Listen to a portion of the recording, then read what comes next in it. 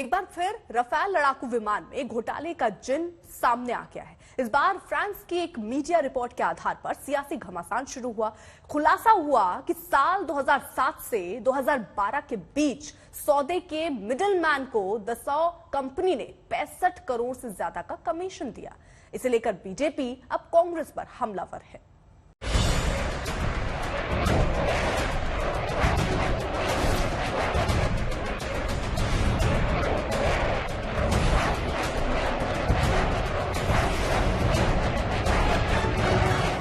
जो राफेल लड़ाकू विमान अब हिंदुस्तान की आन बान शान हैं, उन्हीं की डील को लेकर सियासी गोले दागे जा रहे हैं। बीजेपी कांग्रेस पर कमीशन लेने के आरोप लगा रही है, तो कांग्रेस भी मैदान में खुलकर कूद पड़ी है। ताजा विवाद किन किन मुद्दों पर है, ये आपको बताएंगे, लेकिन सबसे पहले सुनिए कैसे बीजेपी ने कांग्रेस पर आज ताबड़तोड़ हमले किए। अगर आईएनसी इंडियन नेशनल कांग्रेस को रीनेम किया जाए और कहा जाए कि आईएनसी का अर्थ इंडियन नेशनल कांग्रेस नहीं है, आईएनसी का अर्थ है I need commission. I need commission, बिना कमीशन के ये कुछ नहीं करते हैं। I need commission. Sonia Gandhi कहती है I need commission, Rahul Gandhi कहते हैं I need commission, Priyanka Vadra I need commission, Robert Vadra I need commission. Rafale deal में कमीशन खोरी के आरोप लगाकर पात्रा ने सोनिया को घसीटा, राहुल को घसीटा, प्रियंका वाड्रा पर भी वार किए और कहा कि कांग्रेस वाली यूपीए सरकार के शासनकाल में राफेल बनाने वाली कंपनी दसॉ एविएशन ने कम से कम 65 करोड़ का कमीशन मिडिलमैन सुषेण मोहन गुप्ता के जरिए दिए। आश्चर्य का विषय कि 2007 और 2012 के बीच में ये जो घोटाला होता है, ये जो कमीशन खोरी होती है, जिसका मिडिलमैन, जिसका दलाल सुषेण गुप्ता होता है, ये सुषेण गुप्ता कोई नया खिलाड़ी नहीं है। ये एक पुराना खिलाड़ी है जो वीवीआईपी चॉपर गेट स्कैम था, जिसको ऑगुस्ता वेस्टलैंड के नाम से जाना जाता था।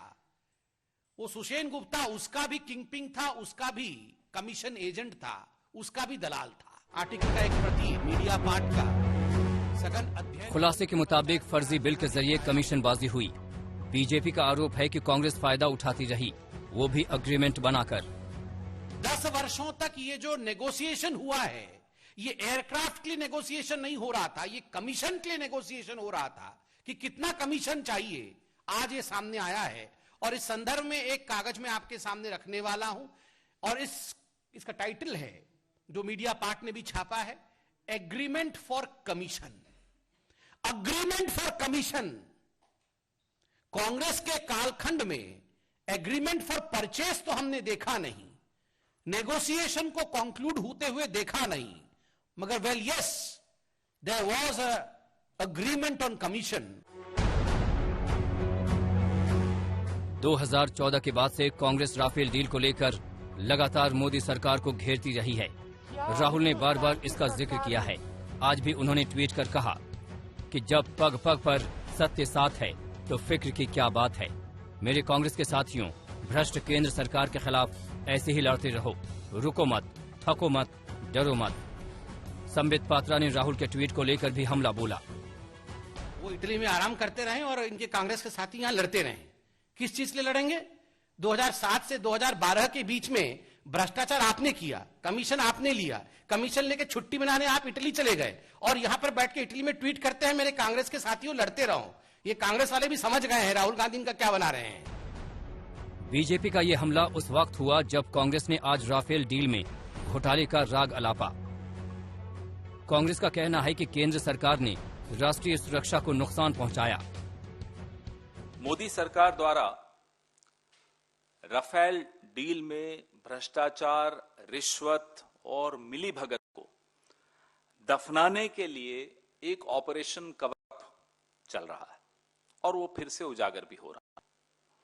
भाजपा सरकार ने राष्ट्रीय सुरक्षा को बलिदान कर दिया, जो हमारी भारतीय वायुसेना के हित उनको खतरे में डाला और देश के खजाने को हजारों करोड़ रुपए का नुकसान करवाया।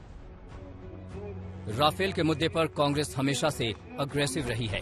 आज पार्टी ने फिर से अपने पुराने आरोप दोहराए और कहा कि औने पौने दाम देकर राफेल को बिना टेंडर के खरीदा गया। मोदी सरकार ने क्या किया? हम तो 2014 में हार गए। मोदी सरकार ने वही राफेल लड़ाकू विमान बिना किसी टेंडर के 1670 करोड़ में खरीदा। 526 करोड़ में हमने सौदा किया, 1600 और हमने टेंडर के माध्यम से किया। 1670 करोड़ में बिना टेंडर के 36 विमान नरेंद्र मोदी जी ने लिए। ये रट गया हमको, आपको भी रट गया होगा, देश को भी अब रट गया। कुछ महत्वपूर्ण दस्तावेज ताजा खुलासे को लेकर कांग्रेस और बीजेपी के वार पलटवार से साफ है कि राफेल के मसले पर अभी सियासत और जोर पकड़ने वाली है। दिल्ली से सुप्रिया भारद्वाज और हिमांशु मिश्रा के साथ आज तक ब्यूरो।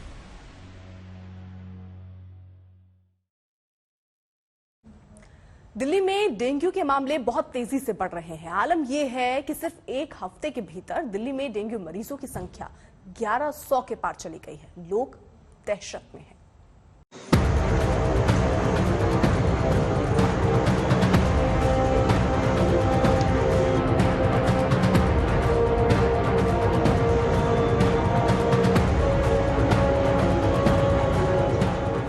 जिस तेजी से दिल्ली में डेंगू का कहर बढ़ रहा है वो बेहद डराने वाला है।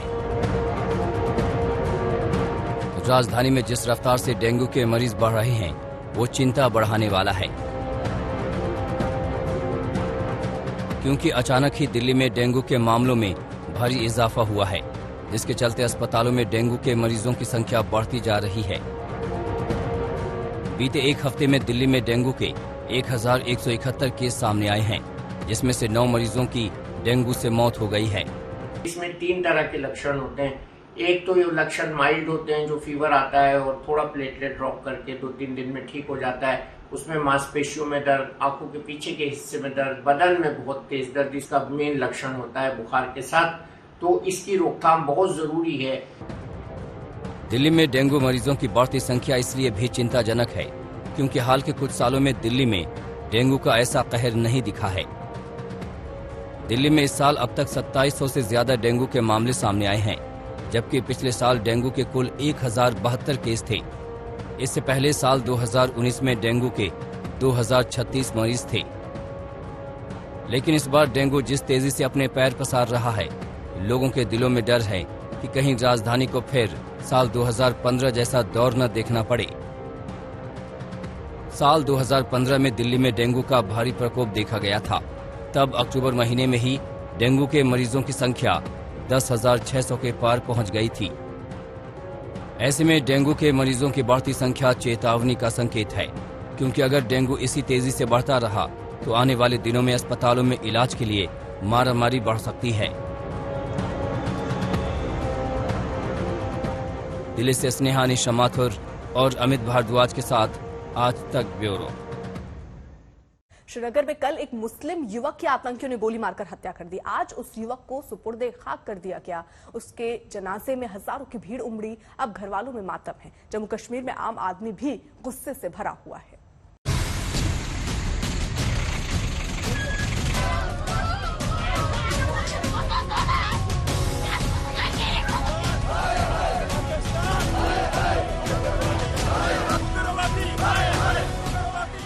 ऐसा मातम कि पत्थर दिल भी पिघल जाए।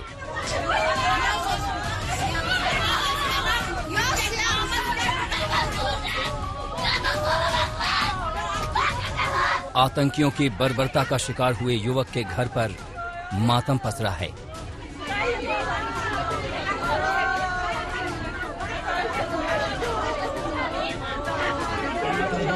श्रीनगर के बोरी कदाल इलाके में कल आतंकियों ने गोलियां बरसाईं और मोहम्मद इब्राहिम नाम के युवक को मार डाला। इब्राहिम संदीप मावा नाम के कश्मीर पंडित के कारोबार में हाथ बटाता था, लेकिन आतंकियों को यही पसंद नहीं आया। श्रीनगर में दुकान बंद कर जैसे ही इब्राहिम अपनी गाड़ी में बैठने जा रहा था, दहशतगर्दों ने उसे गोली मार दी। उसे फौरन अस्पताल पहुंचाया गया, लेकिन तब तक देर हो चुकी थी। हत्या के चंद घंटे बाद मुस्लिम जांबाज फोर्स नाम के आतंकी संगठन ने इस हैवानियत की जिम्मेदारी ली। आशंका जताई जा रही है कि आतंकियों के निशाने पर संदीप मावा और उनके पिता थे, लेकिन इब्राहिम गोलियों का शिकार हो गया।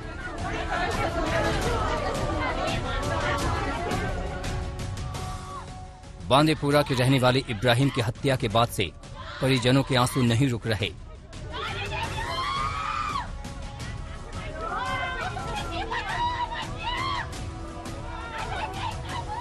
इस आतंकी हमले का गुस्सा जम्मू में भी फूटा। पाकिस्तान के खिलाफ लोग सड़कों पर उतरे, जमकर नारेबाजी की।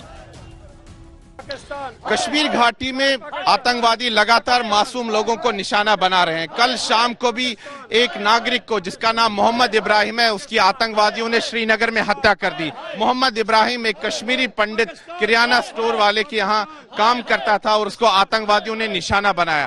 अब इस आतंकवादियों की ने जो हत्या की है उसके खिलाफ यहाँ पर जम्मू के सड़कों पर प्रदर्शन हो रहे हैं। डोगरा फ्रंट के कार्यकर्ता पाकिस्तान के खिलाफ नारेबाजी कर रहे हैं, आतंकवादियों के खिलाफ नारेबाजी कर रहे हैं और ये मांग कर रहे हैं कि सरकार को अब आतंकवाद के खिलाफ कड़ी नीति अपनानी चाहिए। हाल के दिनों में एक के बाद एक हुए आतंकी हमलों में कई लोगों की जान जा चुकी है। इसमें कई गैर कश्मीरी और कश्मीरी पंडित भी शामिल हैं। अब बीजेपी कह रही है कि इन तमाम आतंकी साजिशों के लिए पाकिस्तान को खामियाजा भुगतना पड़ेगा। पाकिस्तान जम्मू कश्मीर के लोगों का सबसे बड़ा दुश्मन है। पाकिस्तान कश्मीर घाटी के मुसलमानों का सबसे बड़ा दुश्मन है और कातिल है। बेगुनाह लोग, मेहनतकश लोगों को निशाना बनाने की फिराक में हमेशा ये पाकिस्तान के कायर आतंकवादी रहते हैं। कश्मीर में टारगेट किलिंग के अब तक कई मामले सामने आ चुके हैं। अब इस घटना के बाद सुरक्षा एजेंसियां मुस्तैद हो गई हैं। जम्मू से सुनील जी भट्ट के साथ अशरफ वानी, श्रीनगर, आज तक। सबसे पहले बड़ी खबर आप तक पहुंचा दें। ड्रग्स केस में अब एक के बाद एक एंगल जुड़ते चले आ रहे हैं। जहां नवाब मलिक, थोड़ी देर पहले उन्होंने प्रेस कॉन्फ्रेंस किया, वहीं आशीष शेलार अब सामने आए और उन्होंने नवाब मलिक पर संगीन इल्जाम लगाए हैं। और इन संगीन इल्जाम के साथ ही साथ उन्होंने कहा कि आखिरकार उन पर एफआईआर दर्ज क्यों नहीं होती। उन्होंने कहा जमीन औने पौने दाम में नवाब मलिक ने खरीदी है। शेलार ने सामने आकर यह आरोप लगाया नवाब मलिक पर, और नवाब मलिक की स्टोरी पर किसी को भरोसा नहीं होगा, ये बात भी आशीष शेलार ने कही है। और साथ ही साथ मांग कर दी कि नवाब मलिक पर एफआईआर दर्ज होनी चाहिए। तो नवाब मलिक पर आशीष शेलार का संगीन इल्जाम। इससे पहले नवाब मलिक सामने आए, देवेंद्र फडणवीस भी सामने आ चुके हैं। तो जहां एक तरफ पहले नवाब मलिक सामने आए, समीर वानखेड़े को निशाने पर लिए, फडणवीस को सामने लिए, लेकिन अब बीजेपी की तरफ से भी जवाब दिया जा रहा है। तो महाराष्ट्र सरकार के मंत्री नवाब मलिक और पूर्व मुख्यमंत्री देवेंद्र फडणवीस के बीच आरोपों का बम फोड़ने का जो सिलसिला है वो चल निकला है। देवेंद्र फडणवीस ने अंडरवर्ल्ड से नवाब मलिक परिवार की सौदेबाजी के सबूत रखे, तो नवाब मलिक ने उस पर विस्तार से सफाई दी। आपको नवाब मलिक की वो पूरी सफाई दिखाएंगे, मगर पहले देवेंद्र फडणवीस के आरोप दिखाएंगे।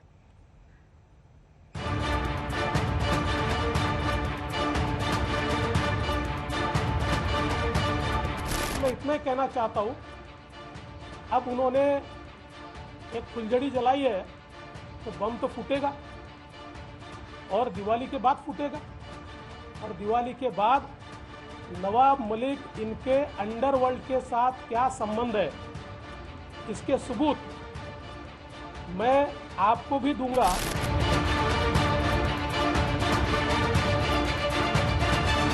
हमें लगता है कि पटाखे भीग गए और आवाज नहीं कर पाए।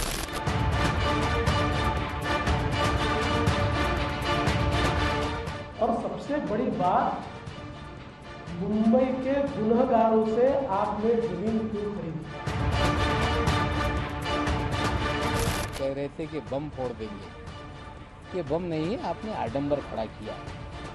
लेकिन नवाब मलिक कल सुबह अंडरवर्ल्ड का हाइड्रोजन बम मुंबई में गिराएगा।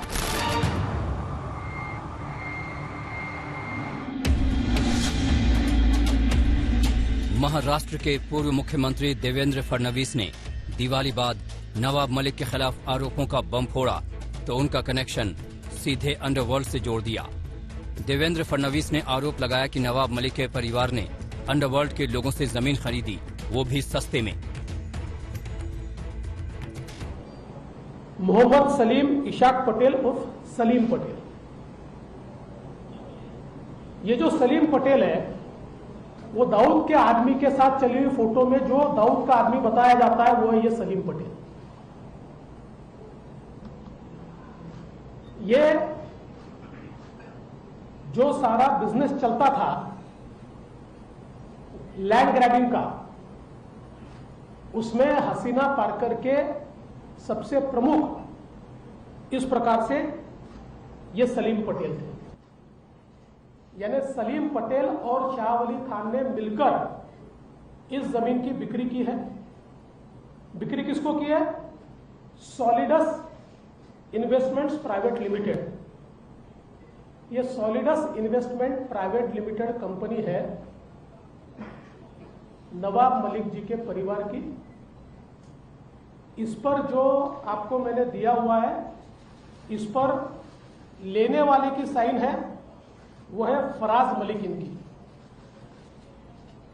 इस सॉलिडस में 2019 में स्वयं नवाब मलिक भी थे। उन्होंने कुछ समय के लिए वो थे, बाद में फिर मंत्री बनने का उन्होंने इस्तीफा दिया और आज भी उनके परिवार के लोग उसमें हैं। फराज मलिक, इन्होंने ये जमीन खरीदी। गोवा वाला मुनीरा प्लम्बर, ये दोनों की तरफ से पावर ऑफ अटर्नी होल्डर है Salim Patel. Irrevocable power of attorney holder है सलीम पटेल। और दूसरे बिक्री करने वाले कौन है? दूसरे बिक्री करने वाले हैं सरदार शाह वली खान। यानी सलीम पटेल और शाह वली खान ने मिलकर इस जमीन की बिक्री की है। बिक्री किसको की है? Solidus investments private limited. ये solidus investment private limited company है नवाब मलिक जी के परिवार की। इस पर जो आपको मैंने दिया हुआ है, इस पर लेने वाले की साइन है, वो है फराज मलिक इनकी। नवाब मलिक जी 2003 में जब ये सौदा शुरू हुआ और 5 में समाप्त हुआ, आप मिनिस्टर थे, पर क्या आप जानते नहीं थे सलीम पटेल कौन है?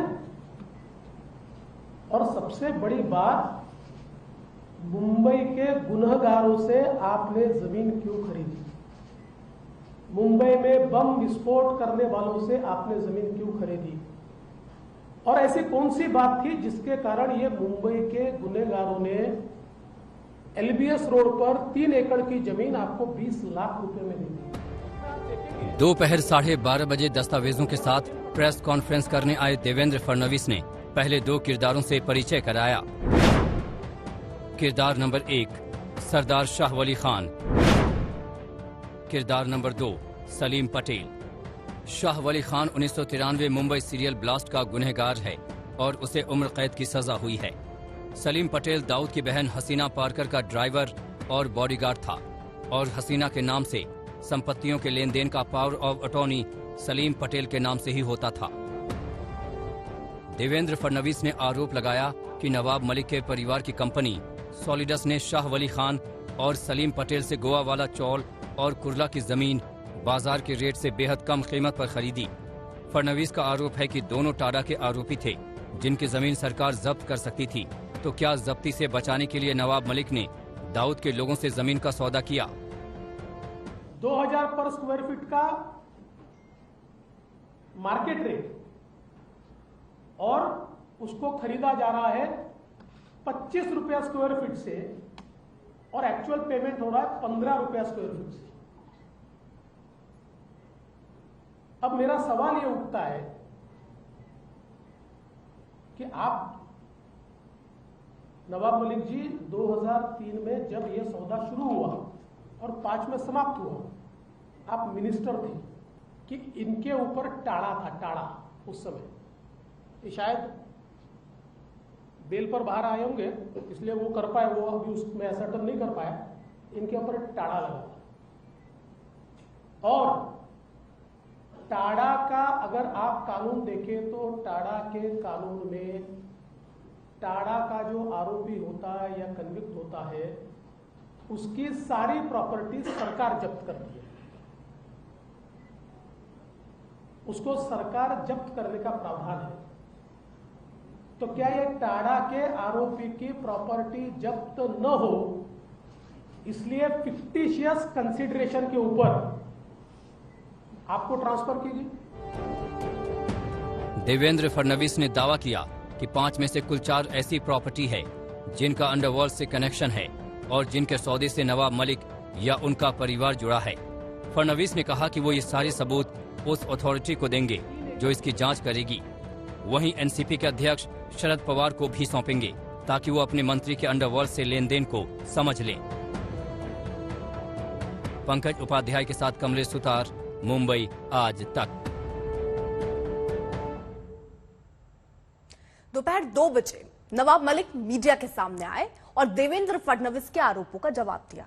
उन्होंने अंडरवर्ल्ड से जमीन का सौदा करने के आरोप को खारिज किया और कहा कि कल सुबह 10 बजे मुंबई पर आरोपों का हाइड्रोजन बम गिरेगा। 100% 4 प्रॉपर्टीज में अंडरवर्ल्ड का एंगल है, किंतु जैसा मैंने कहा न ये मेरे लिए सलीम जावेद की स्टोरी है न इंटरवल के बाद का पिक्चर है। तो ये सारे मेरे पास जो सबूत है वो कॉम्पिटेंट अथॉरिटी को मैं दूंगा और कॉम्पिटेंट अथॉरिटी उसकी जांच करेगी। और जैसा मैंने घोषित किया था ये सारे सबूत राष्ट्रवादी कांग्रेस पार्टी के प्रेसिडेंट श्री शरद पवार जी को भी मैं देने वाला हूं ताकि उनको भी पता चले कि उनके मंत्रियों ने क्या भूल जी ने ये कहा कि मैं दिवाली के बाद बम फोड़ूंगा। आपको इंतजार करने की जरूरत नहीं है। कहा गया कि नवाब मलिक के अंडरवर्ल्ड कनेक्शन है। 62 साल का जीवन इसी मुंबई शहर में बीता। किसी माई के लाल में हिम्मत नहीं कि नवाब मलिक किसी अंडरवर्ल्ड से जुड़ा हुआ है, ये कभी उंगली भी उठाकर मेरे तरफ दिखा सके। नवाब मलिक जी 2003 में जब यह सौदा शुरू हुआ और 5 में समाप्त हुआ, आप मिनिस्टर थे, पर क्या आप जानते नहीं थे सलीम पटेल कौन है? और सबसे बड़ी बात, मुंबई के गुनहगारों से आपने जमीन क्यों खरीदी? मुंबई में बम विस्फोट करने वालों से आपने जमीन क्यों खरीदी?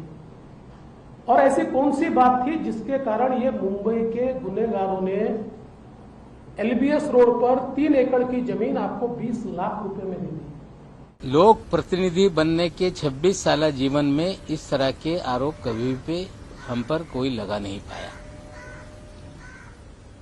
आज एक जगह को लेके आपने कुछ कागजात लोगों के सामने रखे कि 1.5 लाख फुट जमीन ये कौड़ी मोल माफिया के जरिए हमने खरीदी। हमें लगता है आपके जो मुखबिर हैं, आपके जानकारी देने वाले, हमें लगता है वो कच्चे खिलाड़ी हैं। आप कहते तो मैं ही सारा कागजात आपको दे देता और भी कागजात आपको उपलब्ध करा देता।